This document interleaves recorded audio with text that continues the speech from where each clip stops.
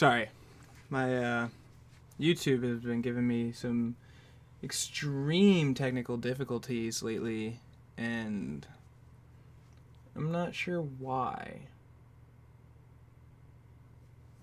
I'm really confused why it's been acting up lately. It's a little annoying. But let me just quadruple check.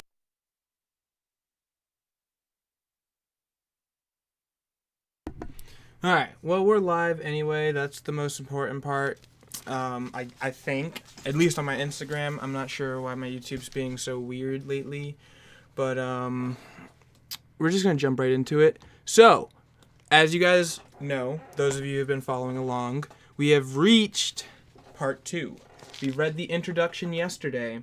And from the looks of it, we are well more than halfway done. We're on page... We're on page 272. And I think we only have 400 to go. So we are definitely more than halfway done. And I was looking at these chapters, and they're getting shorter and shorter and shorter. So we read a chapter yesterday, but we're going to read 3 chapters today. So today is How Not to Die, Part 17. Dr. Greger's Daily Dozen. That's the first chapter. And then we're going to read a chapter about beans. And then we're going to read a chapter about berries. So enough of me. We're jumping right into it. Here we go. How Not to Die by Dr. Michael Greger. This is page 272. Dr. Greger's Daily Dozen. Jumping right into it. Whole food. Plant-based nutrition. Pretty self-explanatory, right? But aren't some green light foods better than others? For example, you can apparently live extended periods eating practically nothing but potatoes. That would, by definition, be a whole food plant-based diet, but not a very healthy one. All plant foods are not created equal. The more I've researched over the years, the more I've come to realize that healthy foods are not necessarily interchangeable. Some foods and food groups have special nutrients not found in abundance elsewhere. For example, sulforaphane, the amazing liver enzyme detox-boosting compound I profiled in Chapter 9 and 11, is derived nearly exclusively from cruciferous vegetables.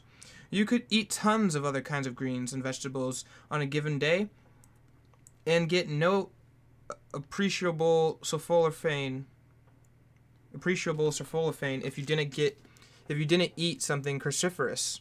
It's the same with flaxseed and the anti-cancer lignin compounds. As I mentioned in chapters 11 and 13, flax may average 100 times more lignins than other foods, and mushrooms aren't even plants at all. They belong to an entirely different biological classification and may contain nutrients like ergothine, ergothioneine, not made anywhere in the plant kingdom. So technically, maybe I should be referring to a whole food, plant and fungus-based diet. But that just sounds kind of gross.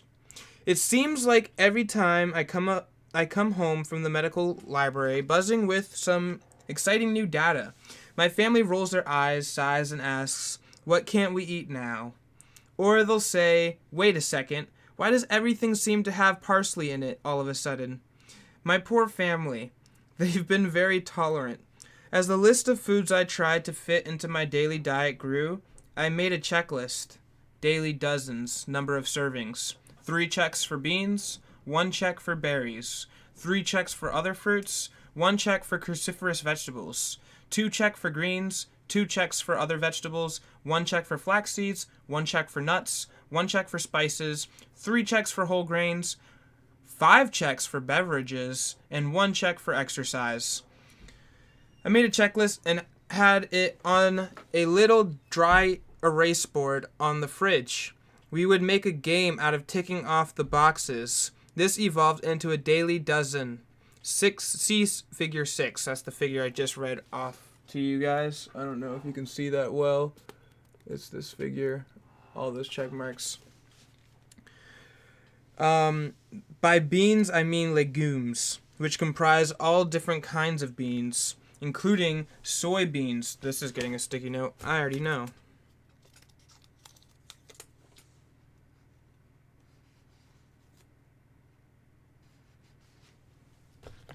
Which comprise of all the different kinds of beans, including soybeans, split peas, chickpeas, and lentils.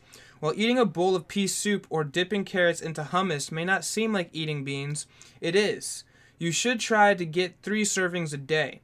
A serving is defined as a quarter cup of hummus, or bean dip, a half cup of cooked beans, split peas, lentils, tofu, or tempa, or a full cup of fresh peas or sprouted lentils.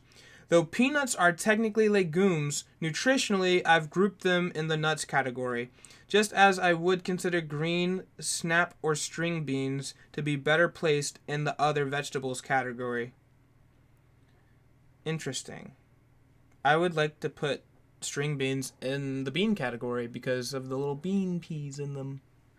Anyway, a serving of berries is half cup of fresh or frozen, or a quarter cup of dried. While biologically speaking, avocados, bananas, and even watermelons are technically berries. I'm using the colloquial term for any small edible fruit, which is why I included kumquats and grapes and raisins in this category. Where is my highlighter?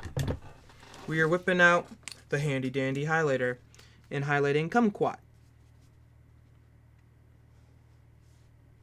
I don't know why I'm highlighting kumquat and colloquial, but I am, because I'm hungry and I want some kumquats. Kumquats and grapes and raisins in this category, as well as fruits that are typically thought as berries but aren't technically, such as blackberries, cherries, mulberries, raspberries, and strawberries. For other fruits, a serving is a medium-sized fruit, a cup of cut up fruit, or a quarter cup of dried fruit. Again, I'm using the colloquial rather than the botanical definition, so I placed tomatoes in other vegetables group. Interestingly, this is something the U.S. Supreme Court actually ruled on in 1893. Arkansas decided to have it both ways, declaring tomatoes both the official state fruit and the official state vegetable. Technically speaking, I don't know if he's about to say this or not, but all fruits are vegetables, and not all vegetables are fruits. See, a vegetable is just a part of the plant you can consume, and a fruit is that part of the plant you can consume with reproductive organs.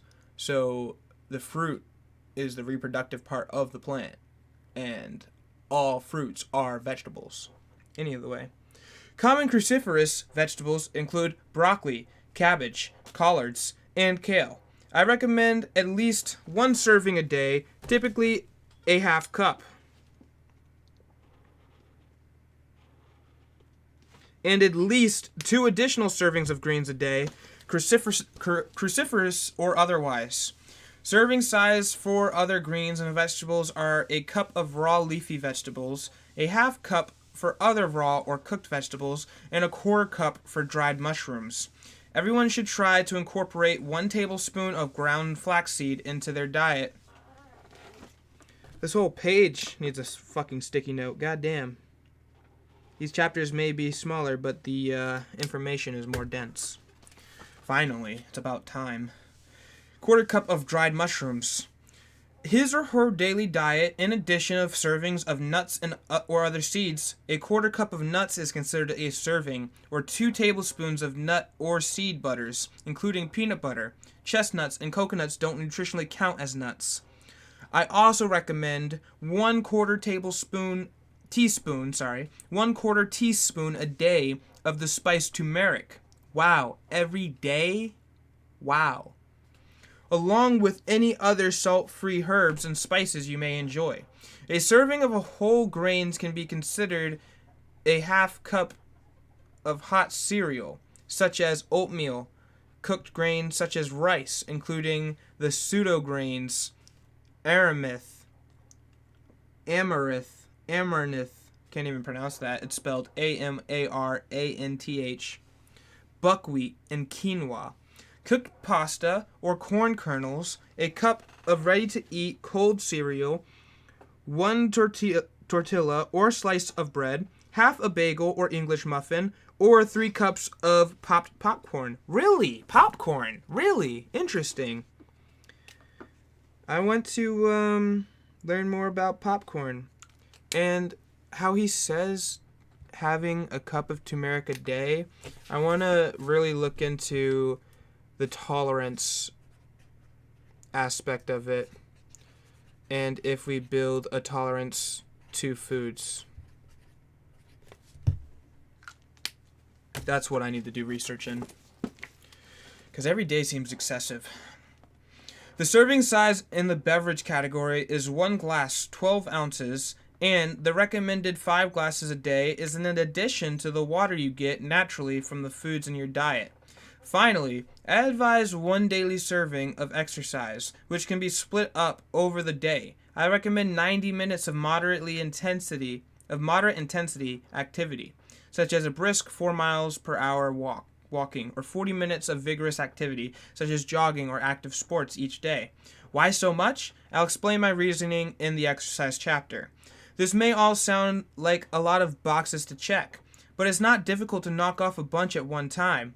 1 simple peanut butter and banana sandwich, and you just checked off 4 boxes, baby. I want a peanut butter and banana sandwich.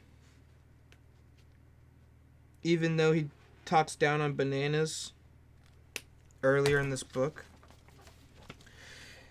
Or imagine sitting down to a big salad.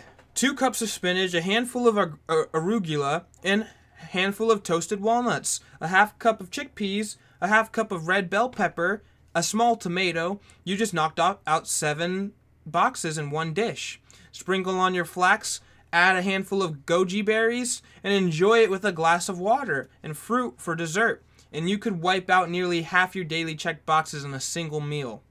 And then if you ate it on a treadmill, just kidding. That's funny. Do I check off... Oh, let me... Goji berries. That's a superfood. Do I check off each glass of water I drink? No. In fact, I don't even use the checklist anymore. I just used it initially as a tool to get me into a routine. Whenever I was sitting down to a meal, I would ask myself, could I add greens to this? Could I add beans to that? I always have an open can of beans in the fridge. Can I sprinkle on some flax or pumpkin seeds, or maybe some dried fruit? The checklist just got me into the habit of thinking, how can I make this meal even healthier? I also found the checklist helped with the grocery shopping. Although I always keep bags of frozen berries and greens in the freezer, if I'm at the store and want to buy fresh produce for the week, it helps me figure out how much kale or blueberries I need. I'm always curious what's better, fresh or frozen. I wonder if he talks about it in this book. The checklist also helps me picture... I think he did talk about it, actually, and I'm just dumb. The checklist also helps me picture what a meal might look like. Looking over the checklist, you'll see there are 3 servings, each of beans, fruits, and whole grains, and about twice as many veggies in total than the other food. What's up, my boy? Let's go. I don't know why my mom's calling me. Can you please not while I'm streaming? I'm sorry, Mom. I love you, but, like, I need to read a book right now. Alright. So, glancing at my plate. Sorry. Here we go. You'll see that there are 3 servings each of beans, fruits, and whole grains, and about twice as many veggies in total than any other component. Glancing at my plate, I can imagine 1/4 of it filled with grains, 1/4 with legumes, and I always feel like I'm pronouncing that wrong. I don't know what's going on with my Insta, but it's tripping, and I apologize. Nonetheless, and a half plate filled with vegetables. It's literally never done this before. Like, what in the world what's your problem, Instagram? Like, get your shit together, please. Okay, I think nope, we're tripping. We are literally tripping. Are we back? Alright, we're just gonna ignore it. I'm sorry, guys, if you're watching on my Insta. Highly suggest you check my channel out on YouTube at The One Who Cares. So we're just going to continue. Sorry about the delay, guys. All right, here we go. I can imagine 1/4 of it filled with grains, 1/4 with legumes, and a half plate filled with vegetables, along with maybe a side salad and fruit for dessert. I prefer one bowl meals where everything's mixed together. But the checklist still helps me to visualize. Instead of a big bowl of spaghetti with some veggies and lentils on top, I think of a big bowl of vegetables with some pasta and lentils mixed in. Instead of a big plate of brown rice with some stirred fried vegetables on top, I picture a meal of mostly veggies. And oh look, there's some rice and beans in there too. But there is no need to be obsessive about the daily dozen. On hectic travel days, when I've burned through my snacks and I'm trying to piece together some semblance of a healthy meal, at the airport food court, sometimes I'm lucky if I even hit 1/4 of my goals. If you eat poorly on one day, just try to eat better the next. My hope is that the checklist will serve you as a helpful reminder to try and eat a variety of the healthiest foods every day. But should you eat your veggies raw or cooked? Do you need to choose organic, or is conventional okay? What about GMOs, gluten? All these questions and more will be answered as I go through each of the daily dozen in detail in the following chapters. Okay, this whole page needs a sticky note. Handy dandy sticky note. You get a sticky note. You get a sticky note. Everybody gets a sticky note. Alright. Already just like that. Boom! Chapter done. Now we are on the chapter called beans. Beans are good for your heart. The more you eat them, the more you fart. That was a cute little saying my dad said to get me to eat my beans. Nonetheless, never ate them. Always hated beans when I was younger, but now I pretty much appreciate beans. Beans are great. Dr. Gregor's favorite beans. Ooh! This whole thing is getting a sticky note. I already know. Get ready. Here they come. Dr. Gregor's favorite beans. Black beans, black-eyed peas, butter beans, cannellini beans. Can't even pronounce that. Cannellini. Cannellini. Cannellini beans. Chickpeas, also known as garbanzo beans.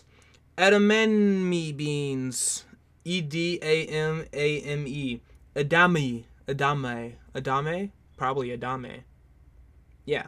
Edamame. Whatever. Edamame. English peas. Great Northern beans. Kidney beans. Lentils. Beluga. Beluga. Beluga. Beluga.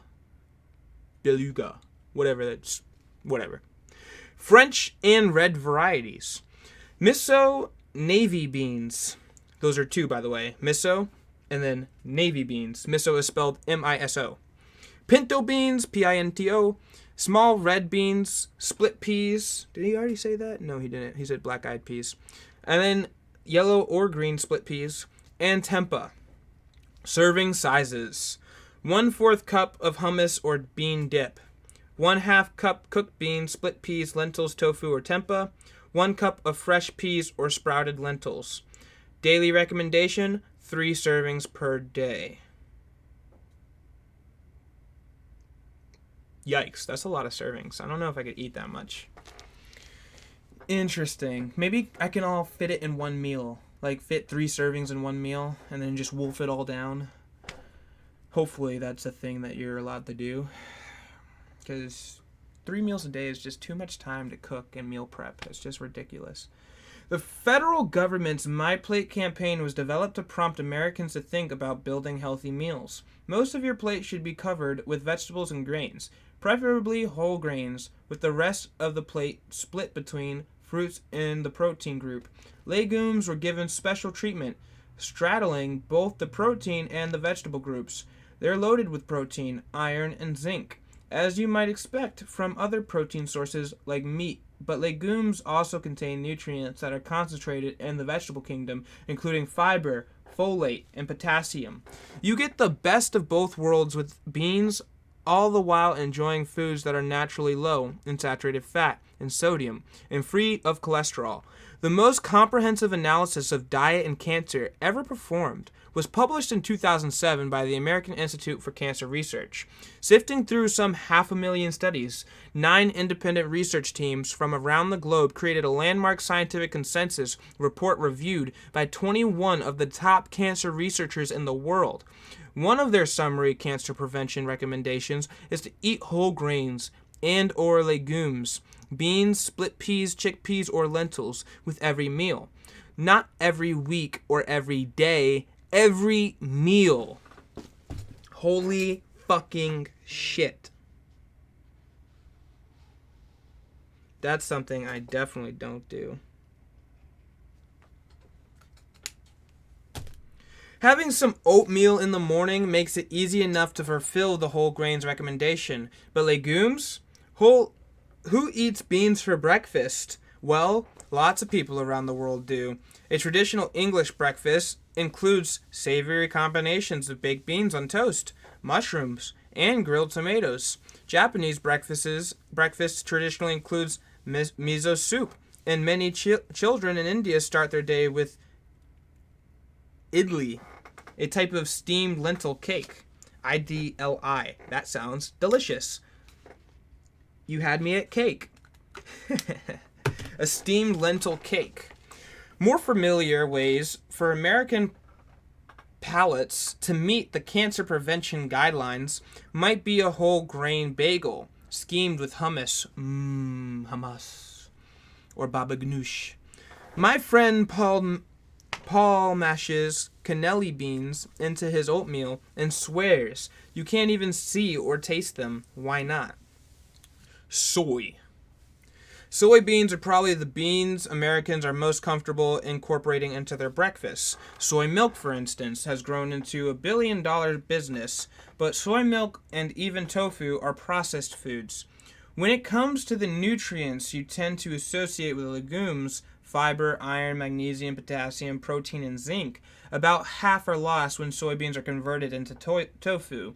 However, beans are so healthy that you can throw away half the nutrition and still have a really healthy food. If you do eat tofu, choose varieties made with calcium. You'll see it in the ingredients list, which can weigh in at a whopping 550 mg of calcium per 3-ounce slice. Holy shit.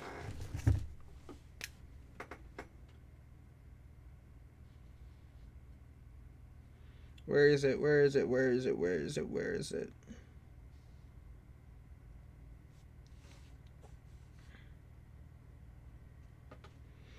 Okay, tofu.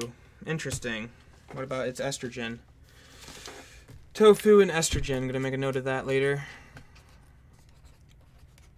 I know he talked about it last chapter, but I want to do more research on it and not just believe one man's word for it.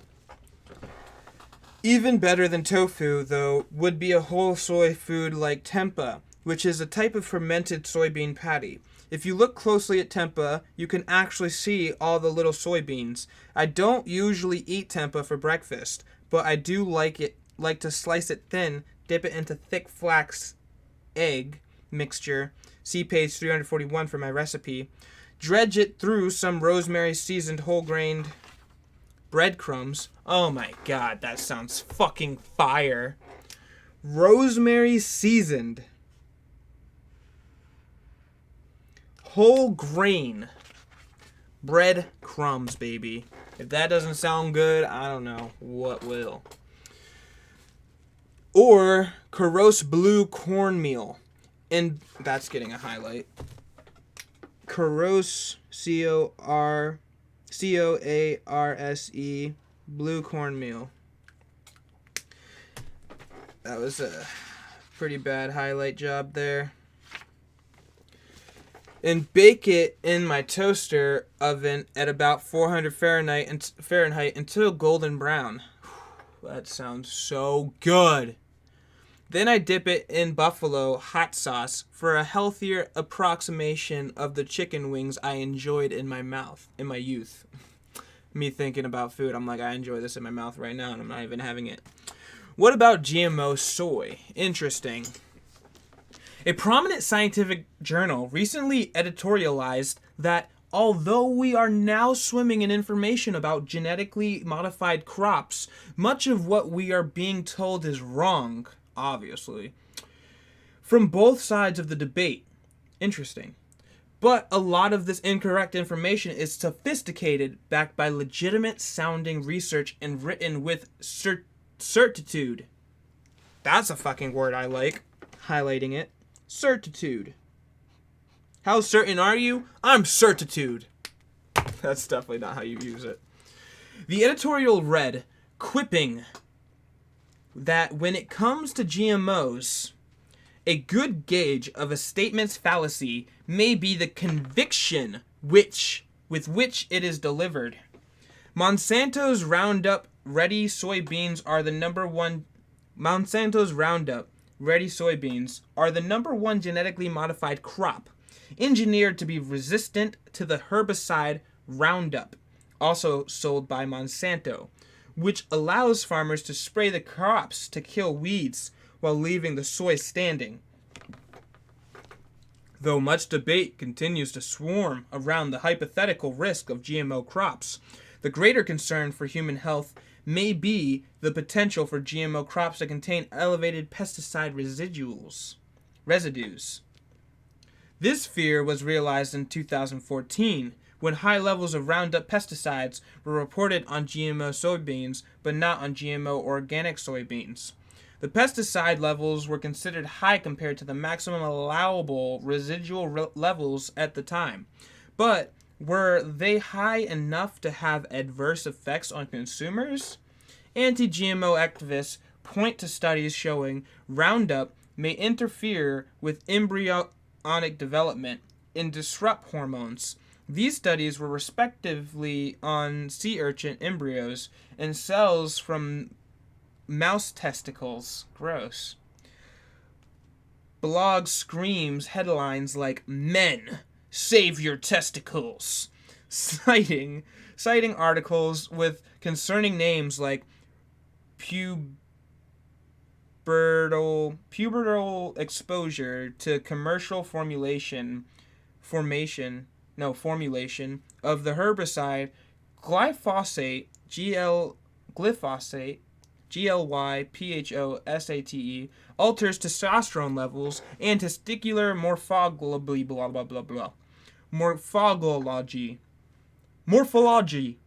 morphology. But the study was about puberty in rats. I doubt the blog would have gotten as many hits as if it had been titled "Men, Save Pubescent Rat Testicles." Am I being too harsh? After all, where could scientists find live human tissue to experiment on? A research team came up with a brilliant solution. Study placentas. Millions of women in the United States give birth each year, and the placenta, the temporary organ formed in the uterus to nourish the fetus during pregnancy, is typically inserted after delivery, or incinerated after delivery. Why not test the Roundup on human placenta tissue? The researchers did so and found that the concentration that sprayed on the crops in the fields, the pesticides did indeed have toxic effects on human tissue. The findings may help explain the few tentative studies suggesting adverse effects on pesticide workers and their children. But by the time the pesticides enter the food supply, they are highly diluted concentrations of Roundup pesticides may only reach a few parts per million in food and food parts per billion in your body. Wait, what? Concentrations of Roundup pesticides may only reach a few parts per million in food and few parts per million in your body. Researchers, however, discovered the pesticide may still have effects at a few parts per trillion. God damn. Even at that minuscule dose, Roundup pesticides were found to have estrogenic effects in vitro, stimulating the growth of estrogen receptor positive human breast cancer cells.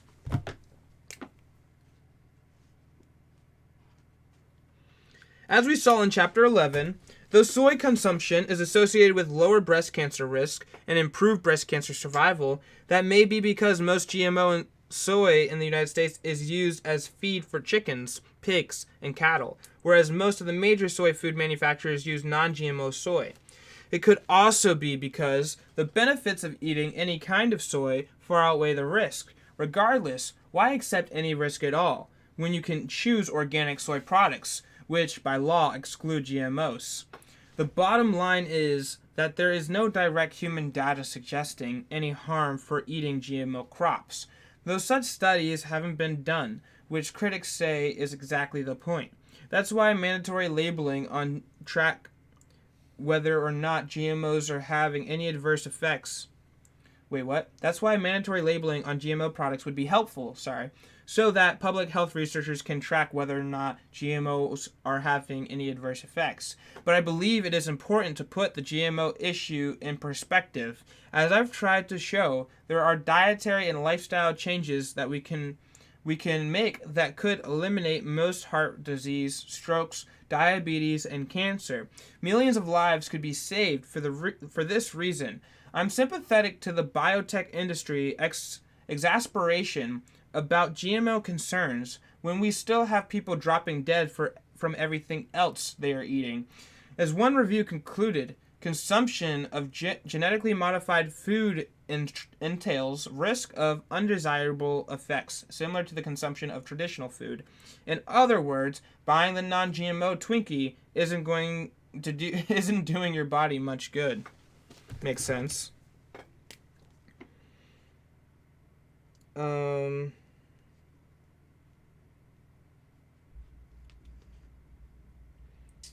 Sorry. Had to handy dandy highlight some words real quick. Miso. M-I-S-O. Miso, however you want to pronounce it. Your emphasis can be on whatever syllable you wish it to be. Miso is another fermented whole soy food. This thick paste is commonly mixed with hot water to make a delicious soup that is a staple in Japanese cuisine. If you want to give it a try, I suggest white miso, which has a mellower flavor than red miso. Making miso soup can be as easy as mixing 1 tablespoon of miso with 2 cups of hot water and whatever vegetables you prefer. That's it. Because miso may contain probiotic bacteria, it's probably best not to actually cook the miso. Let's L-E-S-T, lest the good bugs be wiped out. Is it a typo? Let the good bugs be wiped out? Anyway, I'll highlight the word just in case it's actually a word. L-E-S-T. I think it might be a typo though. Let the good bugs be wiped out is what I want it to say. When I prepare it, I boil dried mushrooms, a pinch of arame seaweed,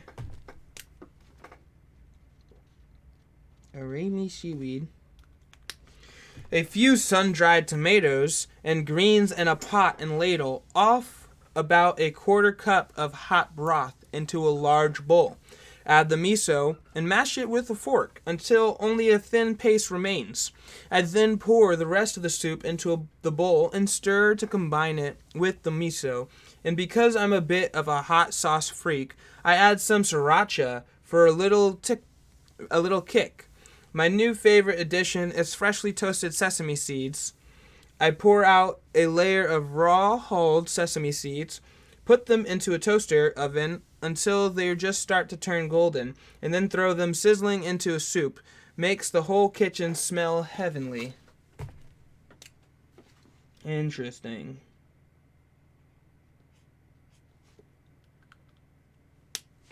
Miso soup, soy versus sodium. The process of producing miso involves adding salt, lots of salt. A single bowl of miso soup could contain half the American Heart Association's recommended daily limit, which is why I always reflexively avoided it when I'd see it on a menu. But when I actually looked into it, I was surprised by what I found. There are 2 principal reasons to avoid salt. Stomach cancer and high blood pressure. Consider the probable cause of stomach cancer. Excess salt intake may cause thousands of cases every year in the United States. The elevated stomach cancer risk associated with salt intake appears on par with that of smoking or heavy alcohol use, but may only be half as bad as opium use. Damn. Or a daily serving of meat. A study of nearly 500,000 people found that a daily portion of meat, about the size of a deck of cards, was associated with about up to 5 times the odds of stomach cancer. This may explain why people eating plant-based diets appear to be at significantly lower risk. But it's not just sodium-rich animal products, like processed meats and salted fish, that are associated with higher stomach cancer risk. Pickled plant foods are as well. Kimchi, a spicy pickled vegetable side dish and a staple in Korea. I'm not a big fan of kimchi. It's not terrible, but I'm not a big fan of it. A side dish and a staple in Korean cuisine, and could help explain why that country may have the highest stomach cancer rates in the world. God damn, I ain't eating kimchi no more. That's ridiculous. Miso, however, was not associated with increased cancer risk. The carcinogenic effects of the salt may be counteracted by the anti-carcinogenic effects of the soy. For example, tofu intake has been associated with about 50% less stomach cancer risk, and salt with about 50% more risk, which explains how they effectively cancel each other out. Further protection apparently offered by allium, onion, family vegetables. I haven't even heard of that type of onion before. Allium, Allium, may tip the cancer-fighting scale in favor of miso soup that's garlicky or has some scallions thrown in it. I like scallions. Scallions. Cancer isn't the primary reason people are told to avoid salt, though what about miso soup and high blood pressure? There may be a similar relationship. The salt in miso may push up your blood pressure, while the soy protein in miso may lower it back down. For example, if you compare the effects of soy milk to skim milk, to make a fairer comparison by removing the saturated butter fat factor, soy milk lowers blood pressure about 9 times more effectively than skim dairy milk. Interesting. Would the benefits... I think I need to highlight that. Sorry.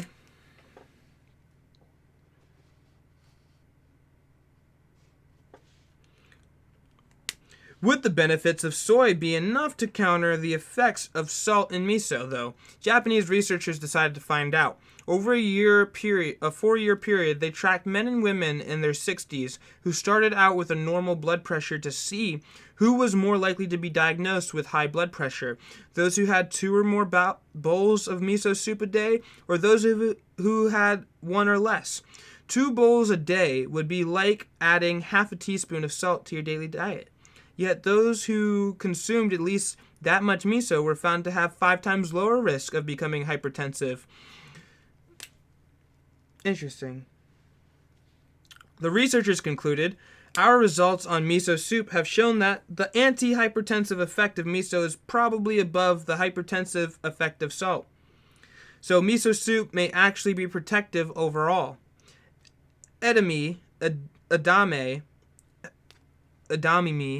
however you want to pronounce it, Edamame, is about as whole as soy food as you can get.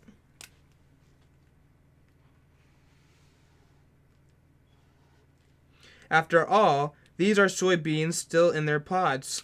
You can buy them frozen and just throw a handful into some boiling water any time you want a healthy snack.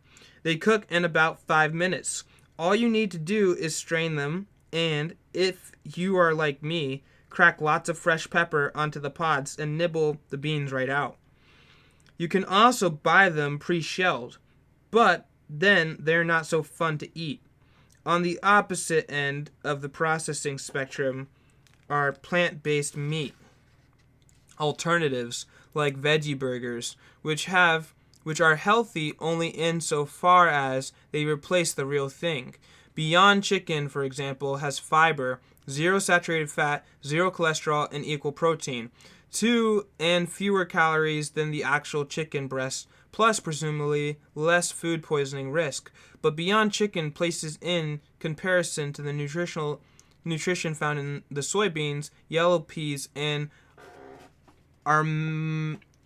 amaranth grain, amaranth grain, from which it was made. Of course, people choosing these meat alternatives are not standing in the grocery store agonizing between Beyond Chicken grilled strips and a bowl of legumes and whole grains. So if fajitas are the foregone conclusion, then it would certainly be healthier to choose the plant-based mock meat to the meat itself. I see the value of these meat alternative products as healthier transition foods to wean people off the standard American diet. Even if you just stopped there, you'd be better off. But the more you can move toward whole food nutrition, the better. You don't want to get stuck at the yellow light. Interesting. Peas. Like edamame, raw English peas are also known as shell or garden peas. Interesting. Can be a great AU natural snack. I wonder if that's another typo. AU? What does that even mean? Can be a great AU natural snack. NATUREL snack. I fell in love with peas in the pod. When I first picked them off the vine at my farm, my brother and I spent time on the summer as kids. They were like candy. Every year I looked forward to a few weeks I can find them fresh. Lentils. Lentils are little lens-shaped legumes. Lenses were actually named after lentils. Lenses is lentil in Latin. Interesting. Lens is lentil in Latin. Wow. They gained fame in 1982 upon the discovery of the lentil effect, with quotation marks. I actually want to highlight that. Or the ability of lentil consumption to blunt the sugar spike of foods consumed hours later at a subsequent meal. Lentils are so rich in prebiotics that they create a feast for your friendly flora, which is in turn feed you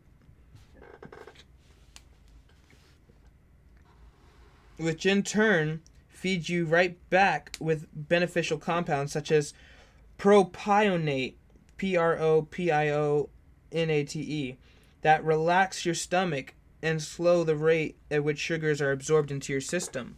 Chickpeas and other legumes were found to have similar influence, and so this phenomenon was later renamed the second meal effect.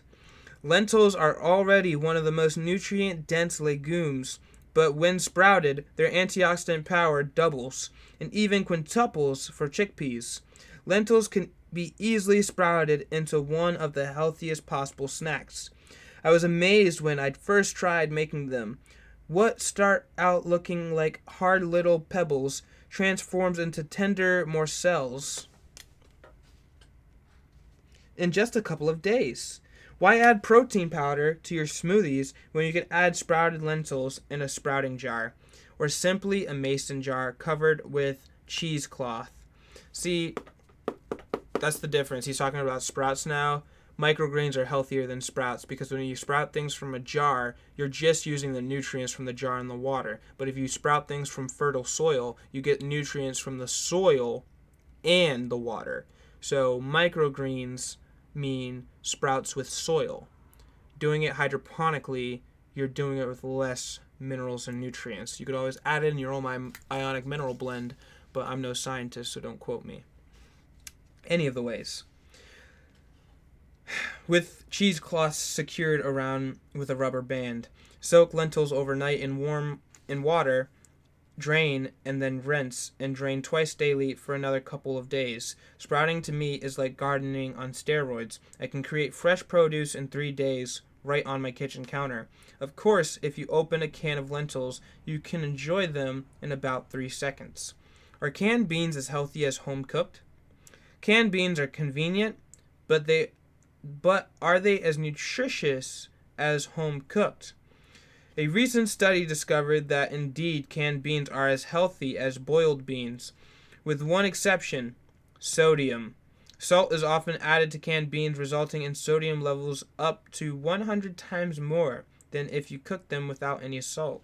Draining and rinsing your canned beans can remove about half the added salt, but then you'd also be rinsing away some of the nutrition.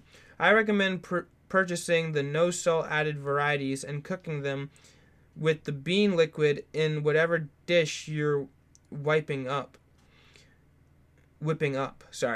Home cooked beans may come out tastier, practically texture wise. Canned beans can sometimes be a bit mushy, whereas when properly soaked and cooked, beans can come out nice and firm yet tender.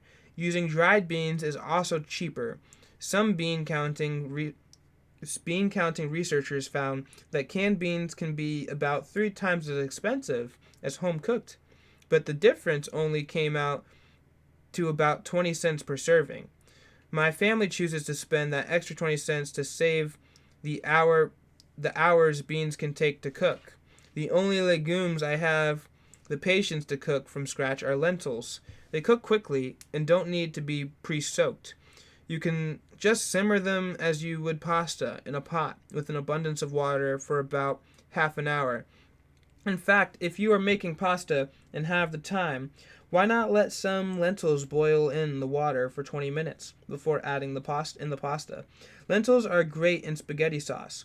That's what I do when I make rice or quinoa. I throw a handful of dried lentils into the rice cooker, and then they are done when the grain is cooked. Mashed and seasoned, cooked lentils also make great veggie dip. Double check marks.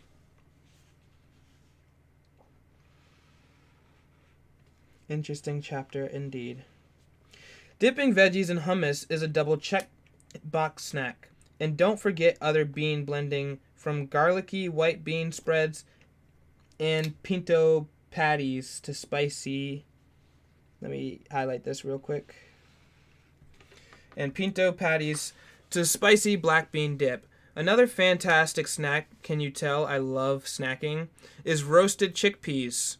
Google it. My favorite, not surprisingly, is the buffalo ranch flavor from the kid-tested, firefighter-approved blog. This guy isn't as healthy as I think he is. Using a silicone baking mat, mealtime options can include dishes like bean burritos, chili, pasta, figoli. Yeah, I'm not going to highlight this. This is just getting a sticky note.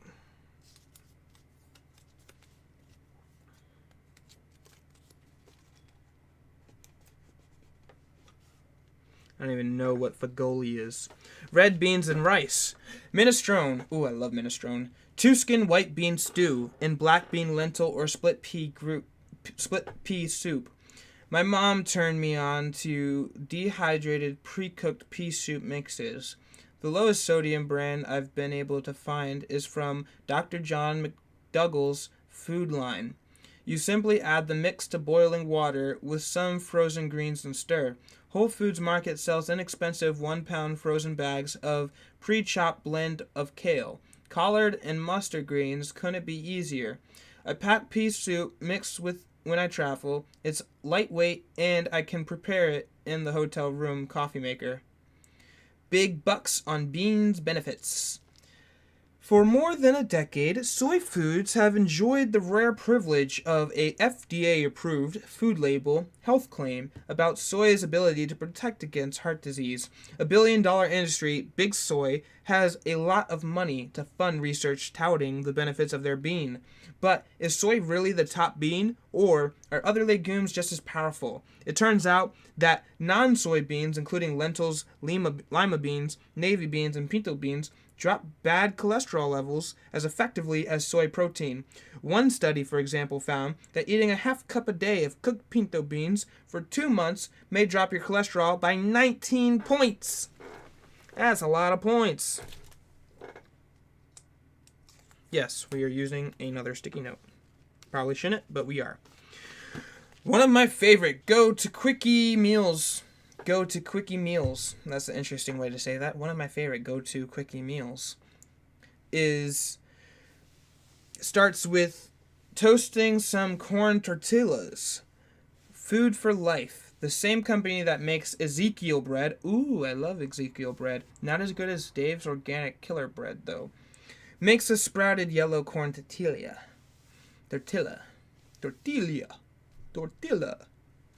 Usually, I'm sorry, I have issues, guys.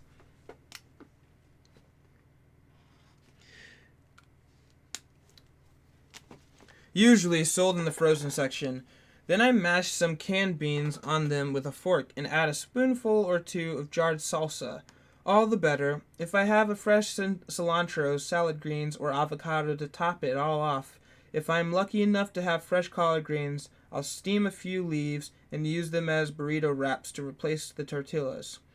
We call them collard Ritos in our house. Greens and beans. Can't get healthier than that. Any leguminous dessert options? 3 words. Black bean brownies. What? Black bean brownies, bro? Chill. Fucking chill. That's getting a big old highlight. I don't have a recipe of my own, but if you poke around online, you'll find so many good ones, including the one Dr. Joel Furman shared on the Dr. Oz show.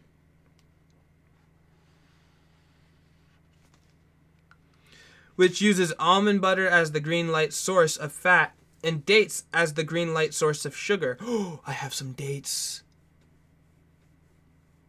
Almond butter and dates? We could make this. Mostly, I just add beans to whatever I happen to be making. I try to always keep an open can front and center, and the fridge as a reminder. We buy black beans by the case. Black beans appear to have more phenolic, phenolic, phenolic phytonutrients than other common legumes. But the best bean is probably which one you'll eat the most of. Interesting.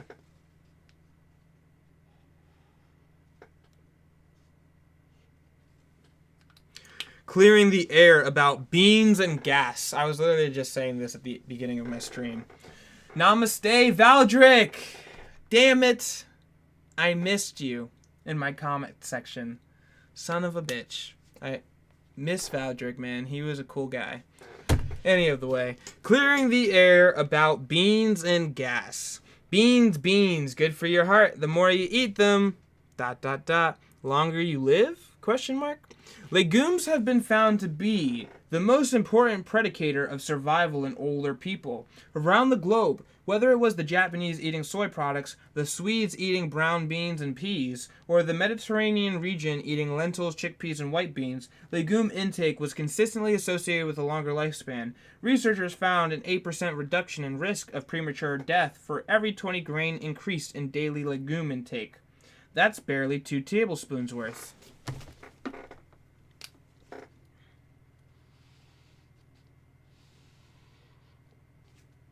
So why aren't more people taking the advantage of the dietary fountain of youth? Fear of flatulence?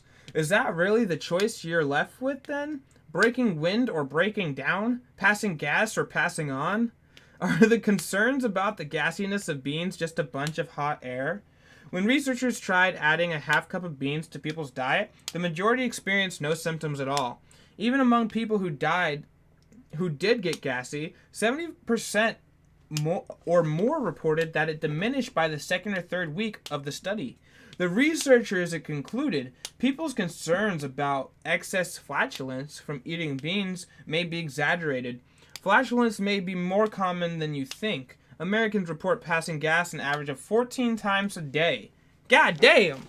That's a lot of gas passed. And how would you know that? Are you just fucking recording how many times you fart in one day? God damn. Nonetheless, yo cuz, keep up the good work. Much appreciated. Much love. Reading this book. Almost done, baby. 3rd chapter of the day. Almost there. With the normal range extending up to 23 times daily. Now that's a lot of gas that's passed. Gross. Flatulence comes from two places: swallowed air and fermentation in the bowel. Factors that might cause you to swallow extra air include chewing gum, wearing ill-fitted dentures, sucking on hard candies, drinking through a straw, interesting, eating too fast, talking while you eat, and smoking cigarettes. So if the fear of lung cancer doesn't get you to quit smoking, maybe the fear of flatulence will. That's funny. The main source of gas, though, is the normal bacteria fermentation in the colon of undigested sugars. Dairy products are the leading cause of excessive flatulence, which is due to poor digestion of the milk sugar lactose.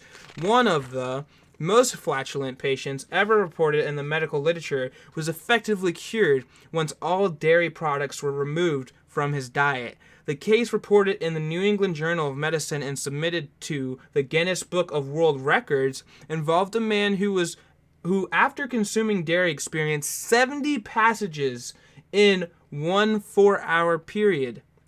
Gross. Cutting the cheese indeed. Oh my god, hard candy. I'm dead, right? 14 times a day, bro. It's insane. Freaking, what's it? 70 times in a 4-hour period? God damn. Long term, most people bulking up on high fiber plant foods do not appear to have significantly increased problems with gas. The buoyancy of floating stools from trapped gases can in fact be seen as a sign of adequate fiber intake. The indigestible sugars in beans that make it down to your colon may even function as prebiotics to feed your good bacteria and make for a healthier colon. Even if at first they make you gassy, beans are so health promoting that you should experiment with ways to keep them in your diet at all costs. Lentils, split peas, and canned beans tend to produce less gas, and tofu isn't usually an offender. Repeated soakings of dried beans in water containing a 1/4 teaspoon of baking soda per gallon and tossing out the cooking water may help it if you boil your own beans. Of the spices that have been tested, cloves, cinnamon, and garlic seem to be the most gas reducing. Interesting! Garlic? Interesting. I would have not expected that. Followed by turmeric.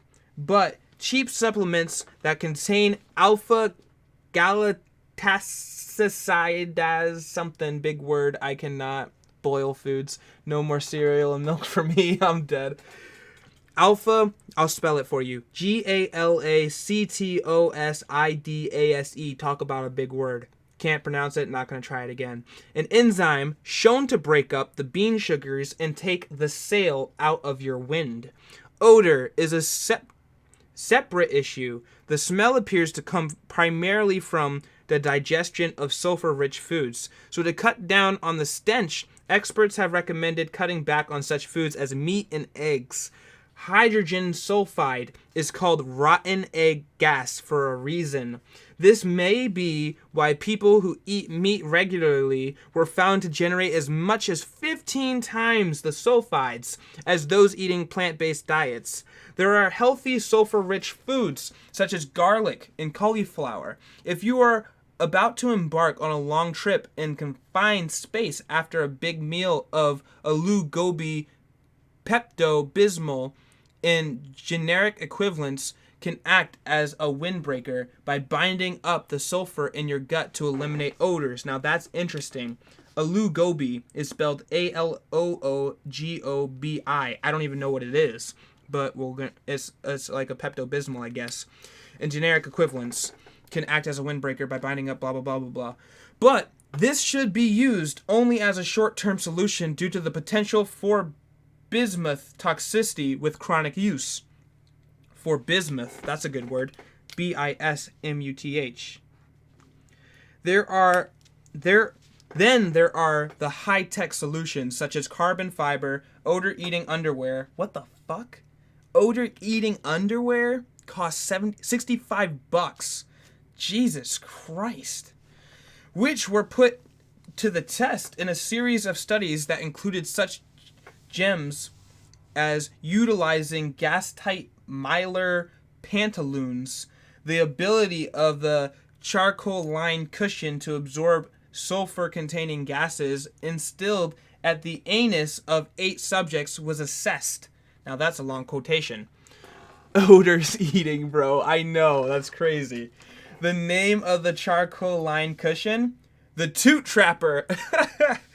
The Toot, bro. If that's not getting a highlight, I don't know what will. The Toot Trapper.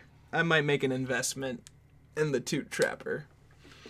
The bottom line, intestinal gas is normal and healthy. No less an expert than Hippocrates himself was attributed as saying, passing gas is a necessary to well-being. Interesting. I'm going to highlight that. In a review of degassing drugs and devices, Dr. John Fardy, a chair of gastroenterology, wrote, perhaps increased tolerance of flatus would be a better solution, for we tamper with harmless natural phenomenon at our peril. And yes, Dr. Fardy is his real name. Bro, Dr. Fardy, bro, are you fucking serious? Fardy, Dr. Fardy, my guy. Jesus. Legume consumption is associated with a similar waist and lower blood pressure, and randomized trials have shown it can match or beat out calorie cutting for slimmer tummy fat, as well as improving the regulation of blood sugar, insulin levels, and cholesterol. Beans are packed with fiber, folate, and phytates, which may help reduce the risk of stroke, depression, and colon cancer. The phytoestrogens in soy, in particular, appear to both help prevent breast cancer and improve breast cancer survival. No wonder the cancer guidelines suggest you should try to fit beans into your meals. And it's so easy. They can be added to nearly any meal, easily incorporated into snack times, or served as the star attraction. The possibilities are endless. And that is the end of the chapter called Beans. This is going to be our third chapter today called Berries. Here we go, jumping right into it. Dr. Greger's favorite berries. Acai berries. Barberries. Never even heard of barberries before. That's B-A-R, berries. Blackberries. Blueberries. Cherries. Sweet or tart. Concord grapes. Cranberries. Goji berries. Kumquats. Mulberries, raspberries, black or red, and strawberries. Serving size daily should be 1.5 cup fresh or frozen, 1/4 cup dried. Daily recommendation, 1 serving per day. Interesting.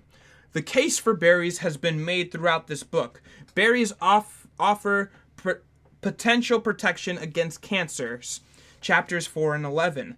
A boost to the immune system, chapter 5, and a guard for the liver, chapter 8. All of these chapters you can go back on my YouTube and my Insta Live and listen to. And brain, chapter 3 and 14. An American Cancer Society study of nearly 100,000 men and women found that those who ate the most berries appeared significantly less likely to die of cardiovascular disease. Interesting. Wait a second. Tastes great and may help you live longer? Yes. That's what plant-based eating is all about. Greens are the healthiest vegetable and berries are the healthiest fruits, in part due to the respective plant pigments. Leaves contain the green pigment chlorophyll, which sets off the firestorm of photosynthesis, so greens have to be packed with antioxidants to deal with the charged high-energy electrons that are formed. Remember, superoxide from chapter 3? Meanwhile, berries evolved to have bright, contrasting colors to attract fruit-eating critters to help disperse their seeds. And the same molecular characteristics that give berries such vibrant colors, may account for some of their antioxidant abilities. Americans eat a lot of berries, a lot of pale and beige foods, white bread, white pasta, white potatoes, white rice. Colorful foods are often healthier because they contain antioxidant pigments. Whether it's the beta carotene that makes carrots and sweet potatoes orange, I'm gonna highlight this.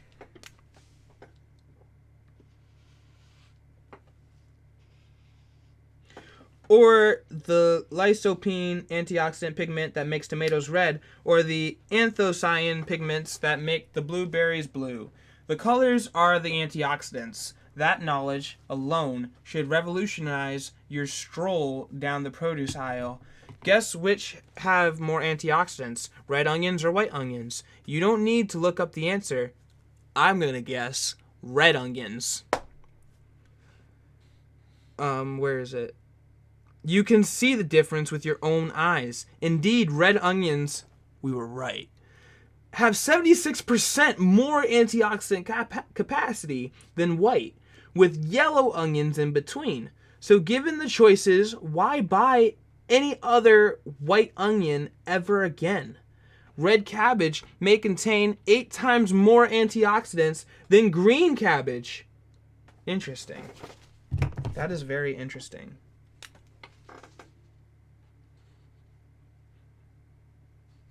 I wonder if that's how it is across the entire spectrum. Is green better than yellow always, and red better than green? And how about purple? Is purple the best? It should be, right? Let's see. Let's find out. Which is why you'll never need to find a green cabbage in my... Oh, sorry. Red cabbage may contain 8 times more antioxidants than green cabbage, which is why you'll never find a green cabbage in my house. But what about flavor? You know, you gotta switch things up, spice things up a bit, you know? Pop quiz. Which wipes out more free radicals? Pink grapefruit or regular grapefruit? I'm gonna take a wild guess and say pink grapefruit, by the way. I never even knew pink grapefruit was a thing.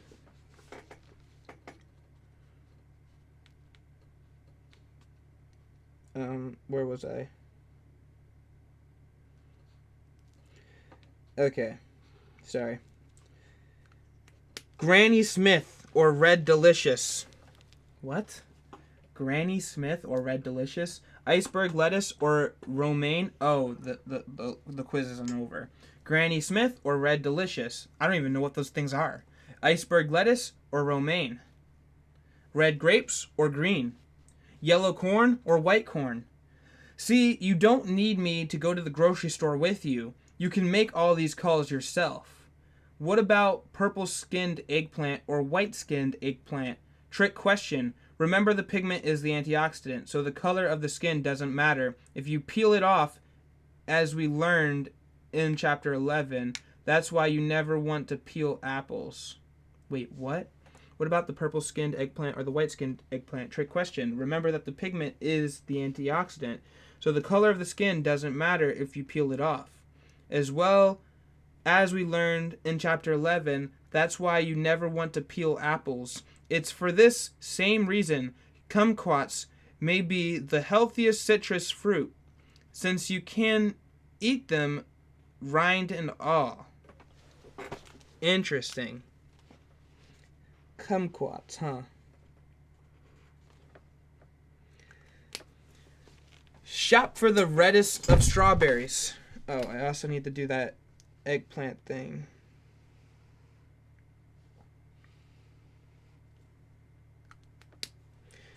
Shop for the reddest of strawberries, the blackest of blackberries, the most scarlet tomatoes, the darkest green broccoli you can find. The colors are the anti-aging, anti-cancer, antioxidants.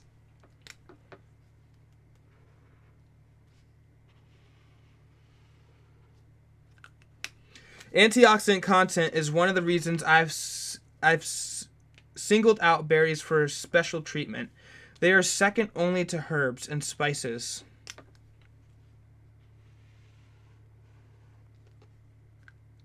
As the most antioxidant packaged food category. As a group, they average nearly 10 times more antioxidants than other fruits and vegetables, and exceed 50 times more than animal-based foods. The antioxidant power of berries. Huh. Interesting. What's up, Submachine Gun? As with other green, light foods, the healthiest variety is the one you'll eat most often. But if you have no particular preference, why not put the berry with the most antioxidants in your morning oatmeal?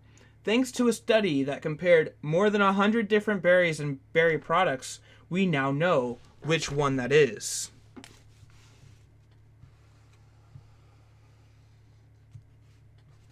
America's favorite fruits are apples and bananas. That's so interesting. With antioxidant power of about 60 units and 40 units respectively, mangoes, the preferred fruit around the world outside of the United States, I love mangoes, have even more antioxidant punch at around 110 units. It makes sense when you consider how much more colorful they are on the inside.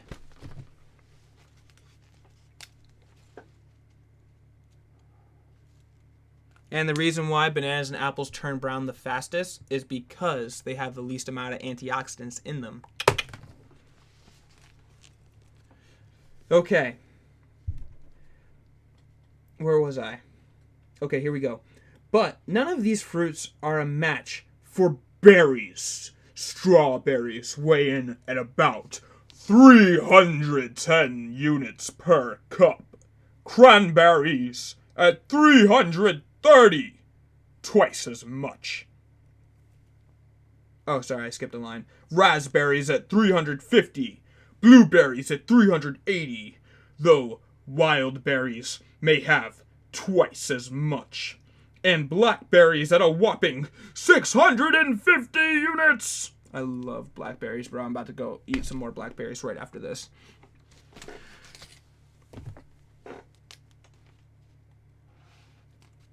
Above even those are exotic types. Ooh, I love me some exotic berries. You can pick wild in the Arctic tundra. I don't know the next time I'm going to be in the Arctic tundra. I don't know about you guys, but I'm not going to be there anytime soon. Like red whortleberries. What the fuck is a whortleberry? It's spelled W-H-O-R-T-L-E berry. Whortleberries. They sound like something from a Dr. Seuss book. But in terms of what you can find readily in the store, it's blackberries for the win. Blackberries for the win! I'm getting so excited for this. I share my whole fruit cocktail recipe for using one of the runners-up cranberries on page 151. I'm happy as long as you are eating a serving of any type of berry every day. But in terms of antioxidant content, choosing blackberries over strawberries appears to give you twice the bang for your berry. What about all the sugar in fruit? There are a few popular diets out there that urge people to stop eating fruits because their natural sugars, fructose, are thought to contribute to weight gain. The truth is, only fructose from added sugars appears to be associated with declining liver function, high blood pressure, and weight gain. How could the fructose in sugar be bad, but the same fructose in fruit be harmless?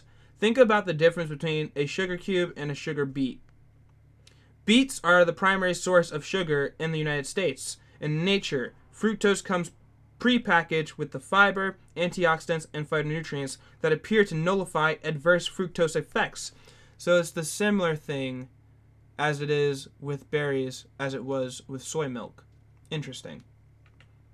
Studies show that if you drink a glass of water with these tablespoons of sugar, similar to what you would be in a can of soda, you'll have a big spike in your blood sugar levels with the first hour. This is why you shouldn't drink juiced stuff, because when you juice things, you're removing all the plant product, all the fiber, all the phytonutrients and antioxidants that nullify the sugar in the fructose. That causes your body to release so much insulin to mop up the excess sugar that you actually overshoot and become hypoglycemic by the second hour, meaning that your blood sugar drops even lower than it would if you're fasting. Your body detects this low blood sugar, thinks you might be in some sort of famine situation, and responds by dumping fat into your bloodstream as an energy source to keep you alive. This excess fat in the blood can go on to cause further problems, see Chapter 6. But what if you eat a cup of blended berries in addition to the sugar? The berries, of course, have sugars of their own, and addition tablespoons worth. So the blood sugar spike should be even worse, right? Excuse me. Actually, no. Study participants who ate berries with a cup of sugar water showed no additional blood sugar spike and no hypoglycemic dip afterwards. Their blood sugar levels merely went up and down, and there was no surge of fat into the blood. Consuming sugar in fruit form is not only harmless but actually helpful. Eating berries can blunt the insulin spike from high glycemic foods like white bread, for example. This may be because the fiber in fruit has a gelling effect in your stomach and small intestines that slows the release of sugars, or because of a certain phytonutrients in fruit that appears to block the absorption of sugar, though the gut wall and into your bloodstream, so eating fructose the way nature intended carries benefits rather than risks. Low-dose fructose may actually benefit blood sugar control. Eating a piece of fruit with each meal could be expected to lower rather than raise the blood sugar response. What about people with type 2 diabetes? There goes my highlighter. Diabetics randomized into a group restricted to no more than 2 daily pieces of fruit had no better blood sugar control than those randomized into a group told to eat a minimum of 2 pieces of fruit per day. Wait, let me read that again. Diabetics randomized into a group restricted to no more than 2 daily pieces of fruit had no better sugar control levels than randomized into a group told to eat a minimum of 2 pieces of fruit per day. The researchers concluded that the intake of fruit should not be restricted to patients within type 2 diabetes. Surely, there must be some level of fructose consumption that is harmful even when served in Mother Nature's green light form, right? Apparently not. Excuse me. 17 people were asked to eat 20 servings of fruit per day for months. Despite the extraordinarily high fructose content of this fruit-based diet, the sugar equivalent of about 8 cans of soda a day. God damn, that's a lot of soda. The investigators reported beneficial outcomes with no overall adverse effects for body weight, blood pressure, insulin, cholesterol, and triglyceride levels. More recently, the research group who invented the glycemic index found that feeding subjects a fruit, vegetable, and nut-based diet that included about 20 servings of fruit per day for a couple of weeks had no adverse effects on weight, blood pressure, or triglycerides, all while lowering LDL, bad cholesterol, by an astounding 38 points. Cholesterol lowering was not only record-breaking, participants were asked to eat 43 servings of vegetables a day in addition to the fruit, the results of which was the researchers recording the largest ever bowel movements documented in the dietary intervention. Are frozen berries as nutritious as fresh ones? Studies on cherries, raspberries, and strawberries suggest that most of the nutrition is retained even when frozen. I usually opt for frozen berries since they last longer, are available year-round, and tend to be cheaper. If you look in the frozen right now, you see about half frozen greens and half frozen berries. What do I do with those berries? Make ice cream, of course. The favorite dessert in our home is soft serve ice cream, made by blending frozen fruit. You whip up frozen fruit in a blender, food processor, or juicer, and voila! Instant all fruit ice cream. You have to taste it to believe it. I'm going to Walmart right fucking now. I don't even know if I want to finish this chapter. Frozen fruit ice cream, my guy? Oh, it just... I'm so excited to try it. That's getting a highlight.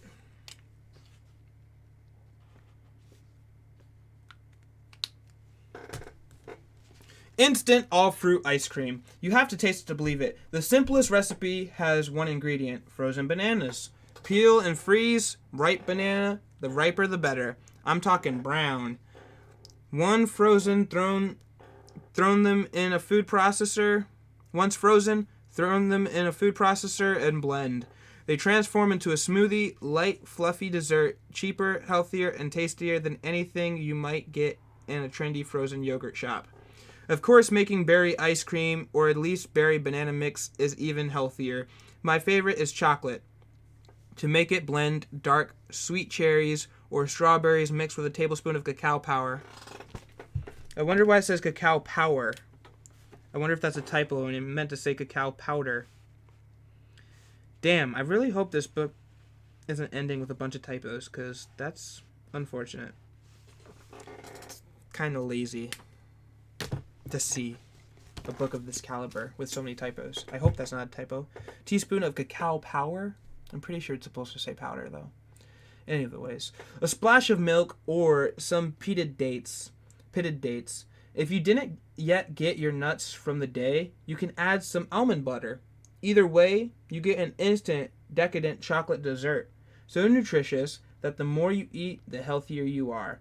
Let me repeat that. The more you eat, the healthier you are. That's my kind of ice cream. Yeah, baby. That sounds fucking delicious. Not gonna lie. Tart cherries. Research dating back half a century suggests that tart cherries are so anti-inflammatory that they can be used to successfully treat a painful type of arthritis called gout. Shut the fuck up.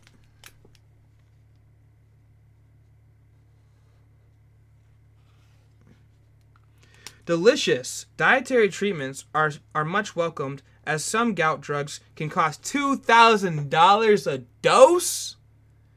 Sheesh. That's a lot of money.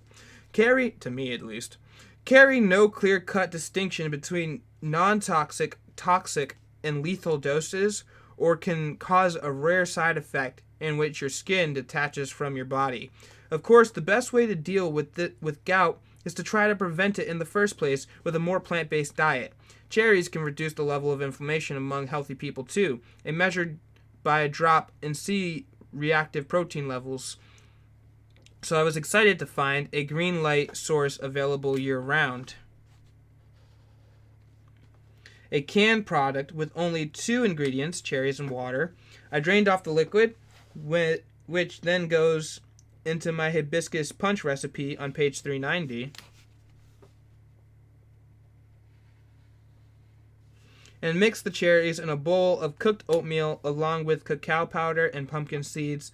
If you sweeten it with date sugar or erythritol, see page 389.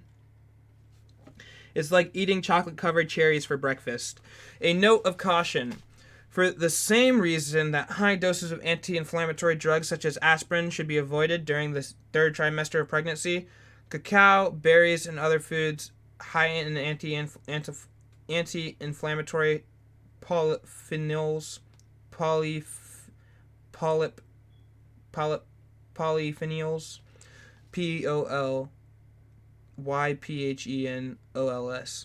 should only be eaten in moderation in late pregnancy. But why? He doesn't say why. He just goes on to the next section. Interesting. Goji berries. Tart cherries naturally contain melatonin and have been used to improve sleep without any side effects. Goji berries, however, have the highest concentration of melatonin. Gojis have the 3rd highest antioxidant capacity of any common dried fruit, 5 times more than raisins, and second only to dried pomegranate seeds and barberries.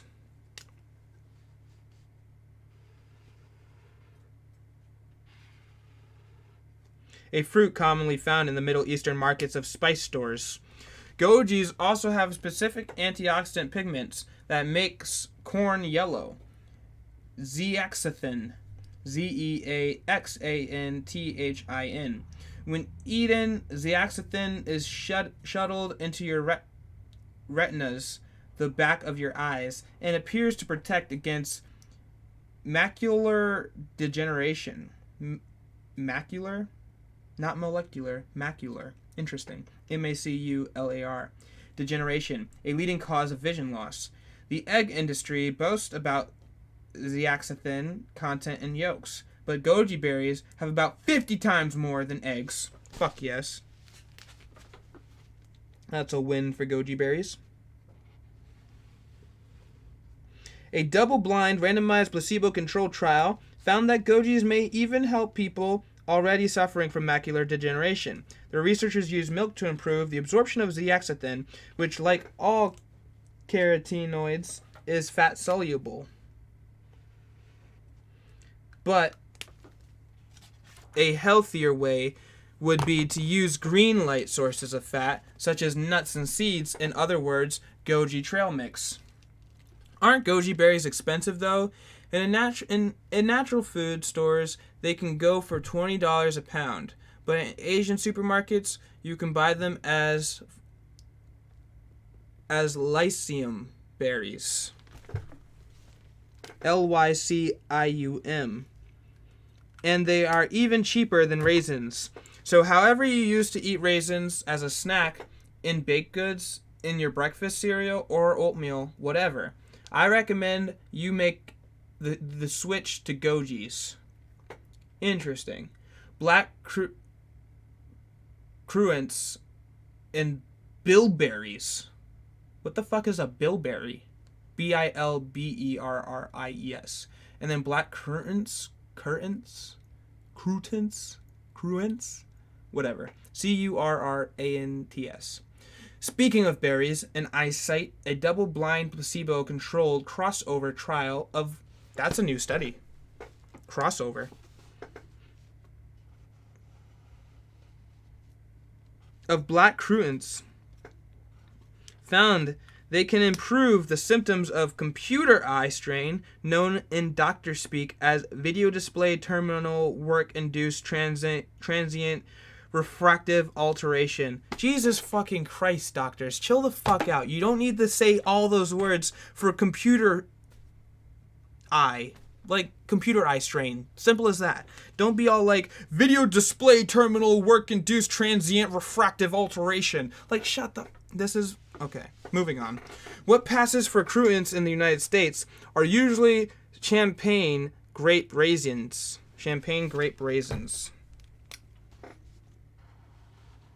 Not actually black cruets, which were banned in the country a century ago at the behest of the lumber industry. Interesting. The industry feared they might spread a plant disease that affects white pines, a tree we hardly harvest anymore. So the ban has since been lifted in some states. Real black cruets are currently making a comeback, but if, as the researchers suspected, the benefits have to do with the anthocyanin pigments, other berries like bilberries, blueberries, or blackberries may help as well. Anthocyanin pigments are responsible for many of the intense blue, black, purple, and red colors of berries and other fruits and vegetables. The highest concentrations are found in aronia berries. Aronia. Aronia berries and elderberries, followed by black raspberries. Blueberries, especially the smaller wild varieties. Oh, I love wild blueberries, bro. They're so good. They're all up and down the Presidential Traverse Trail in New Hampshire. The cheapest source, though, is probably red cabbage. Bilberries gained notoriety during World War II, when it was said that the pilots in the British Royal Air Force were eating bilberry jam to improve their night vision. What? I love to drive at night. Bilberry jam to improve their night vision. It turns out this may have been a story concocted to fool the Germans. Aww.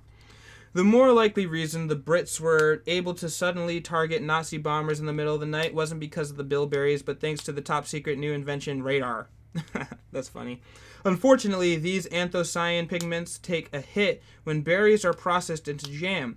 As much as 97% of the anthocyanins are lost when strawberries are turned into strawberry jam. Damn.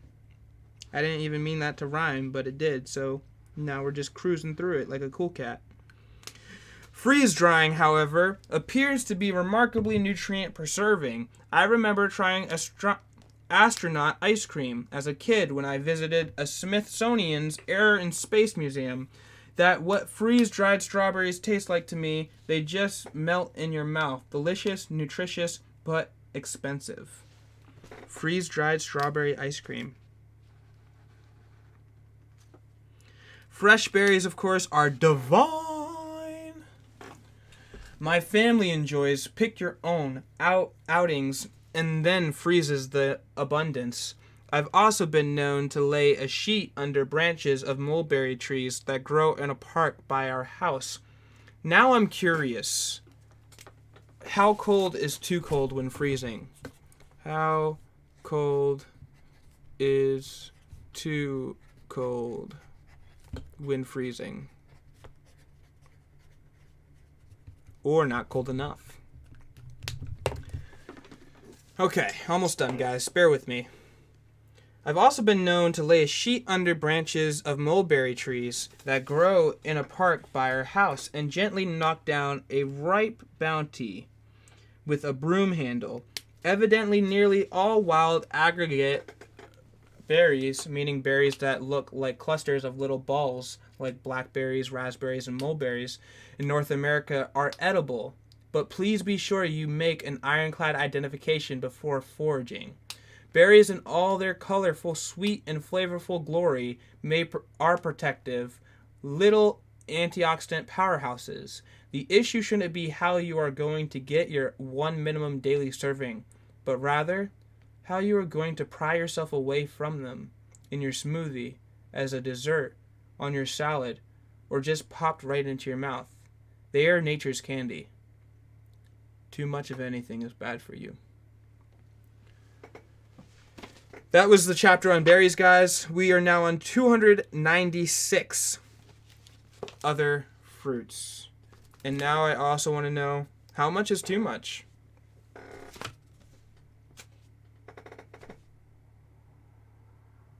Because I love berries, and I don't want to eat too much of them. So yeah, 3 chapters in one day. I'm impressed with myself. I'm proud of myself. I'm impressed with myself. They were short chapters, but we finished them. And that's all I got for you guys today. Tomorrow we're going to be reading probably 2 at least chapters. We're probably going to jump into the chapter Other Fruits. And then we're going to jump into... After we read Other Fruits, we're probably going to read Cruciferous Vegetables. That will be... And then maybe we'll also read other vegetables and greens as well. Maybe we'll do 3 to 4 chapters tomorrow. And then 3 to 4 chapters the next day, and who knows, by the end of the week, we'll probably be done the book. So, if you liked the video, please leave a like, comment, subscribe to the YouTube channel. It really helps out the channel, helps us grow. When I reach 1,000 subscribers, I'll be donating $1,000 to a charity to help feed kids in need. So that's going to be super exciting. You can help support that initiative by subscribing to the YouTube channel. And the second I donate the money, be more than happy, be my guest to unsubscribe. I don't give a fuck. So that's that, guys. I hope you guys enjoyed. Definitely get this book. It's a great, phenomenal book to be reading. And with that being said, I'm going to end the stream here. If you guys want to know the key to life, it's as simple as, I'm enjoying the series. Let's go. If you guys want to know the key to life and all the answers to the universe, any problem you have, I can give you the answer right now. This one answer answers every single problem. 1 + 1 equals this answer, and it's called love. If you want to know how to live a healthy life, how to be healthy and prosperous and live to your fullest peak potential, love yourself. Care about yourself and others. Care about the world, love others. Love's the answer, guys. That's it. Class dismissed. That's all I got for you guys. See ya. Peace. Love is the answer. 1 + 1 doesn't equal 2. It equals love. Simple as that. I have all the answers. I have the only answer. It's love. Take it easy, guys. Have a great one.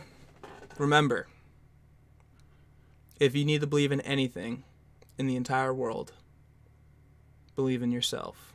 Whether you think you can or you think you can't, you're probably right. And with that being said, we outie. Peace.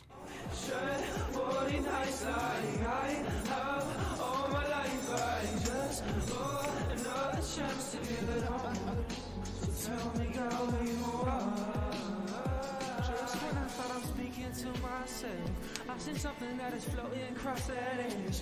Is it possible that God has been with me? Whole time on this broken set. Just wanna be heard above the wall.